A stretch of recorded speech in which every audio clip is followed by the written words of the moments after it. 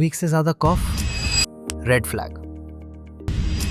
Normal खांसी समझकर ignore मत कीजिए, ये सीरियस हो सकता है। अर्ली साइंस: परसिस्टेंट कॉफ, ब्रेथलेसनेस, चेस्ट पेन। स्मोकिंग हो या ना हो, लंग कैंसर किसी को भी अफेक्ट कर सकता है। अर्ली डायग्नोसिस का मतलब है बेटर ट्रीटमेंट आउटकम। डिले करोगे तो रिस्क और बढ़ जाएगा। सिम्टम्स इग्नोर मत कीजिए। Book your consultation today.